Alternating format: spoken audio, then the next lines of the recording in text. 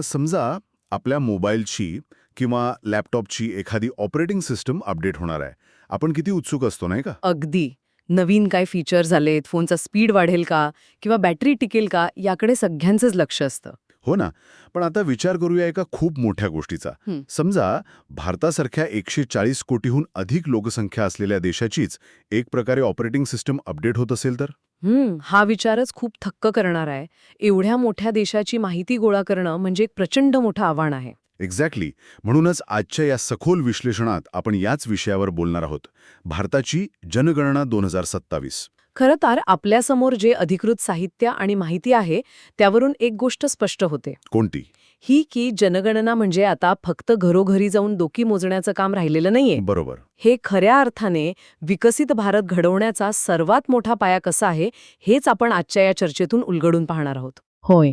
आणि ह्या सगळ्या प्रक्रियेकडे पाहताना एक गोष्ट लगेच लक्षात येते, ती म्हणजे या प्रशासकीय उपक्रमाची प्रचंड मोठी व्याप्ती. म्हणजे देशाचा एक अतिशय सविस्तर आणि रिअल टाइम आरसा तयार करण्यासारखंच आहे. अगदी तसंच. ही माहिती केवळ कागदावरचे आकडे नाही आहेत. त्यामागे राष्ट्राची दिशा ठरवणारा एक खूप मोठा हेतू दडलेला आहे. आणि या 2027च्या जनगणनेत एके ऐतिहासिक परंपरा आणि अतिशय प्रगत डिजिटल तंत्रज्ञान यांचा एक अनोखा संगम पाहायला मिळणार आहे. हो, तंत्रज्ञानाचा वापर तर खूपच मोठा असणार आहे यात. आपण या डिजिटल क्रांतीबद्दल सविस्तर बोलणारच आहोत. पण त्याआधी मला थोडं भूतकाळात जायला आवडेल. नक्कीच, इतिहास समजून घेणं नेहमीच महत्वाचं असतं. कारण 2027 मधल्या या बदलांकडे जाण्यापूर्वी मुळात ही अवाढवी यंत्रणा कशी सुरू झाली हे पाहणं रंजक आहे. आपल्याकडे असलेल्या माहितीनुसार भारतातली पहिली जनगणना 1872 मध्ये झाली. हो, पण इथे एक गोष्ट नमूद करावीशी वाटते. ती 1872ची जनगणना एकाच वेळी संपूर्ण देशात झाली नव्हती. अच्छा, म्हणजे टप्प्याटप्प्याने झाली होती. हो, देशाच्या वेगवेगळ्या भागात ती वेगवेगळ्या वेळी घेतली गेली होती. त्यानंतर 1881 मध्ये खऱ्या अर्थाने पहिली समकालिक किंवा ज्याला आपण सिंक्रोनस म्हणतो अशी जनगणना पार पडली. बापरे. मला नेहमी प्रश्न पडतो की 1881 मध्ये जेव्हा ना फोन होता ना इंटरनेट, तेव्हा एवढ्या मोठ्या देशात एकाच वेळी हे सगळं कसं मॅनेज केलं असेल? त्यावेळच्या प्रशासनासाठी हे एक प्रचंड मोठं आव्हानच होतं. दळणवळणाची साधनं खूपच मर्यादित होती. आणि भाषांचे अडथळे, भौगोलिक अडचणी तर असतीलच. हो ना.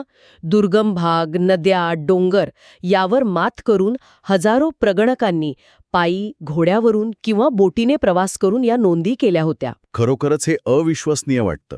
आणि त्या पहिल्या जनगणनेनंतर एक अतिशय भक्कम पायंडा पडला. 1881 पासून ते 2011 पर्यंत, म्हणजेच 15व्या जनगणनेपर्यंत प्रत्येक दशकात ही प्रक्रिया न चुकता चालत आली. म्हणजे महायुद्धे असोत, स्वातंत्र्य लढा असो व नैसर्गिक आपत्ती, ही साखळी कधीही खंडित झाली नाही? अगदी बरोबर. पण ही साखळी पहिल्यांदाच तुटली ती 2020-2021 मध्ये. कोविड-19 मुळे.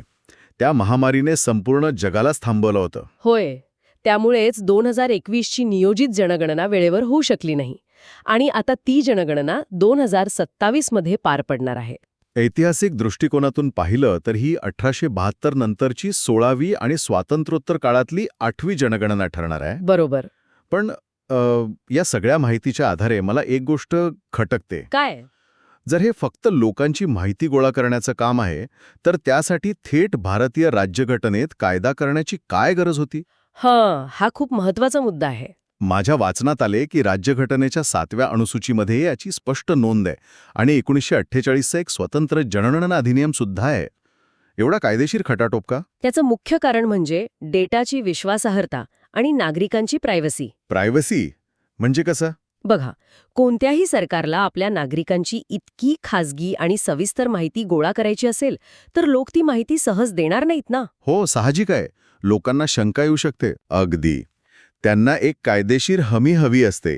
म्हणूनच भारतीय राज्यघटनेने हे काम थेट केंद्र सरकारवर सोपवलंय. अच्छा, म्हणजे राज्यांवर नाही तर केंद्रावर. हो, आणि तो 1948चा कायदा प्रगणकांना म्हणजेच माहिती गोळा करणाऱ्या कर्मचाऱ्यांना अधिकृतपणे प्रश्न विचारण्याचा कायदेशीर अधिकार देतो. पण मग सरकार त्या खासगी माहितीचा गैरवापर करणार नाही याची काय गॅरंटी? तिथेच या कायद्याचा दुसरा महत्वाचा भाग लागू होतो.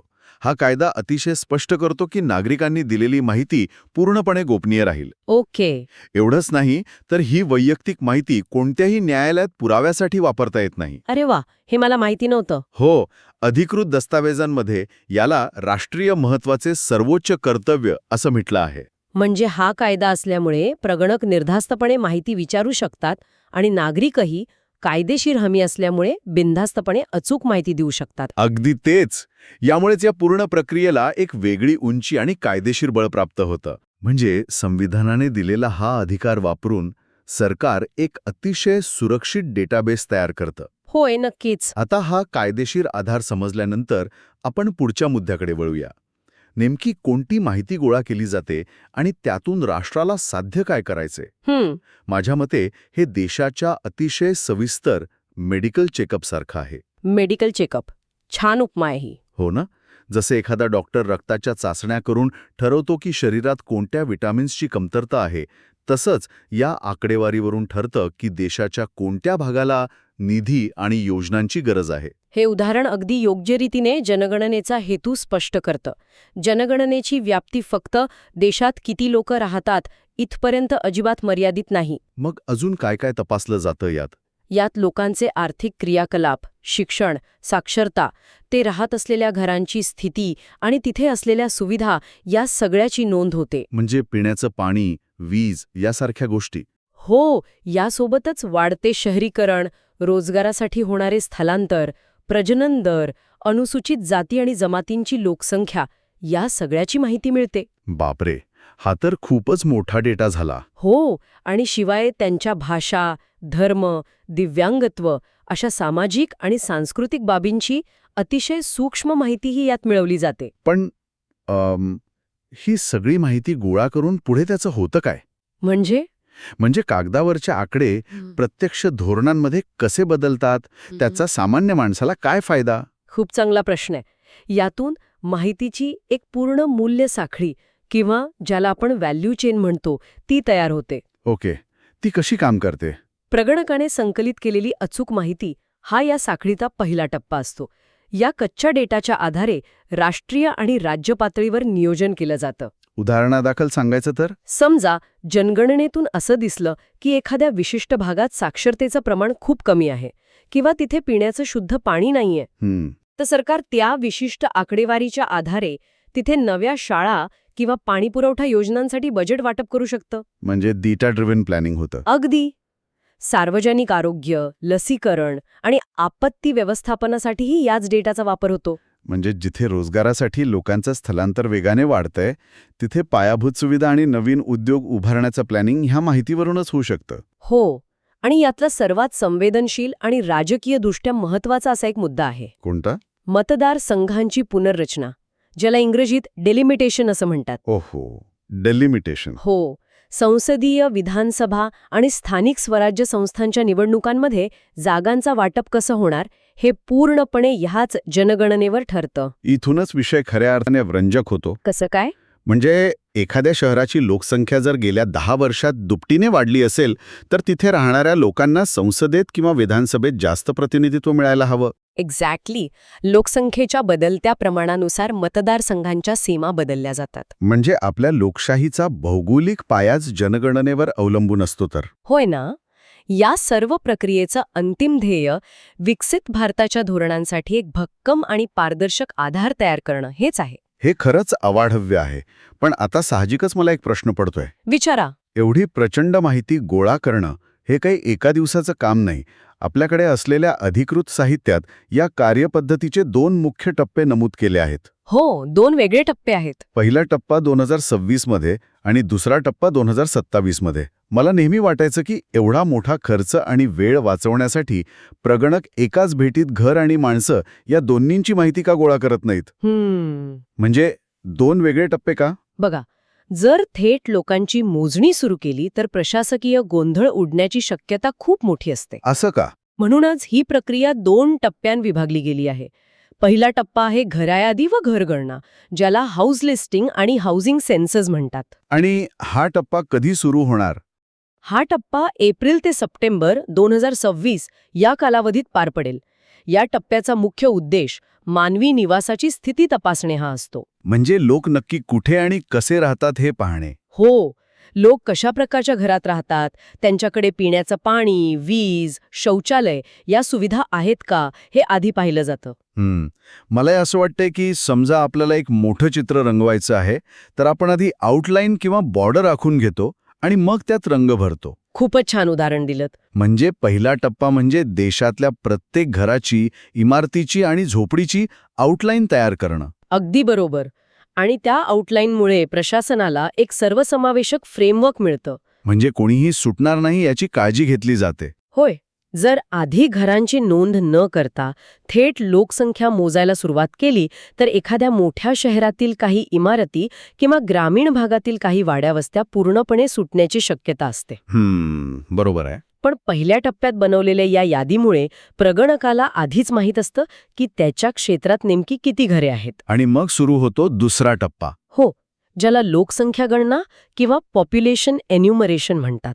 हा टप्पा संपूर्ण देशात फेब्रुवारी ते मार्च 2027 दरम्यान पार पडणार आहे, बरोबर? होय, यामध्ये एका निश्चित संदर्भ तारखेनुसार प्रत्येक व्यक्तीची माहिती नोंदवली जाते. म्हणजे पहिल्या टप्प्यात बनवलेल्या नकाशामुळे दुसऱ्या टप्प्यात प्रत्यक्ष व्यक्तींची गणना अचूकपणे आणि निर्धारित वेळेत पूर्ण करणं शक्य होतं. अगदी. आणि यामध्ये हवामानाचा आव्हानांचाही खूप बारकाईने विचार करण्यात आला आहे. हवामानाचा जनगणनेत? हो ना. जी क्षेत्र बर्फाच्छादित असतात, जसं की हिमालयाचा काही भाग, तिथे फेब्रुवारी-मार्चमध्ये पोहोचणं प्रॅक्टिकली अशक्य असतं. अरे हो, तिथे तर बर्फवृष्टी होत असते तेव्हा.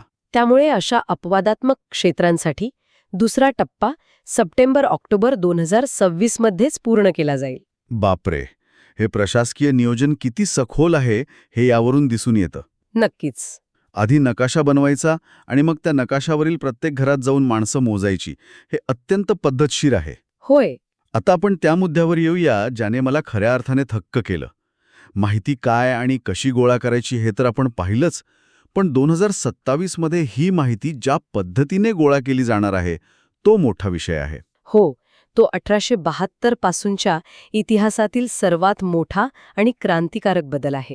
कागदपत्रांच्या मोठ्या ढिगाऱ्यातून आता कायमची मुक्ती मिळणार आहे. भारताची 2027ची जनगणना ही पहिलीच पूर्णपणे डिजिटल जनगणना असणार आहे. हा केवळ एक तांत्रिक बदल नसून तो डेटा प्रोसेसिंगच्या जगातील एक ऐतिहासिक टप्पा आहे. खरंच. 15 दशकांच्या परंपरेत पहिल्यांदाच माहिती संकलनासाठी पेन आणि कागदाऐवजी डिजिटल प्रणालीचा वापर होणार आहे.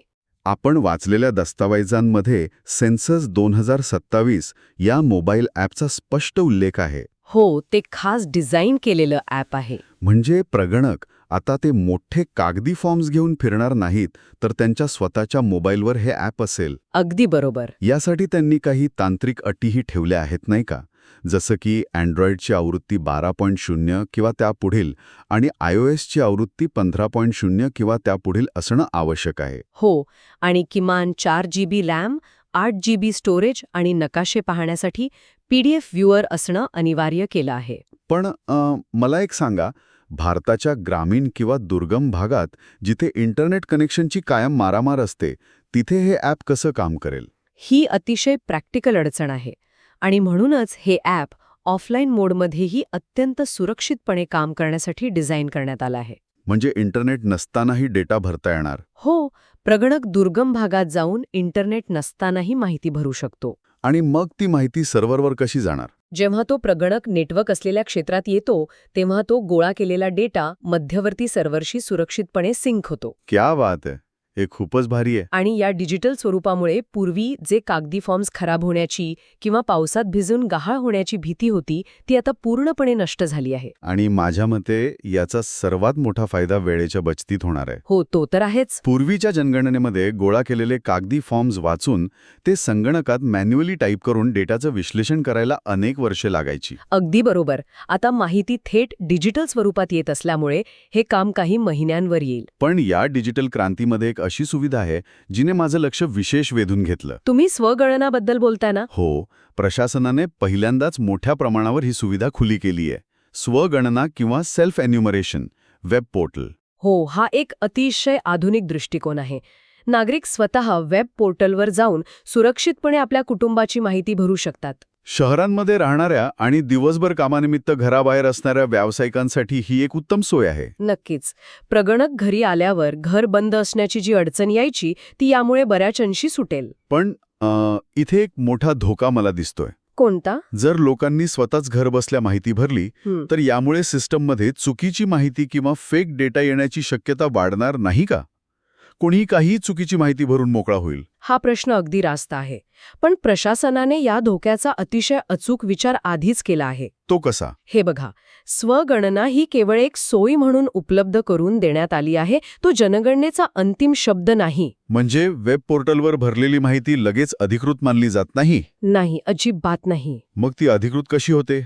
जेव्हा एखादे कुटुंब वेब पोर्टलवर आपली माहिती भरते तेव्हा सिस्टम ती माहिती नोंदवून घेते आणि संबंधित प्रगणकाला त्वरित एक अलर्ट पाठवते. ओके.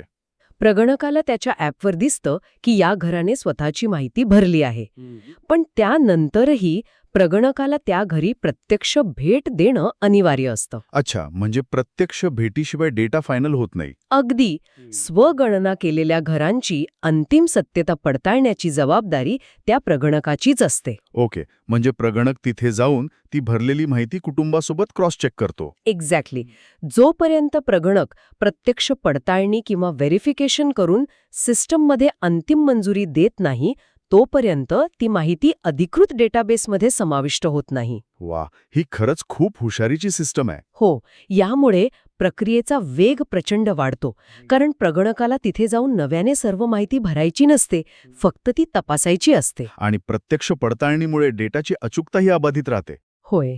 म्हणजेच सोय आणि सुरक्षितता या दोन्हींचा इथे उत्तम समतोल साधला गेला आहे. तर या सगळ्या चर्चेचा नेमका अर्थ काय? आजच्या या सखोल विश्लेषणातून आपण काय पाहिलं?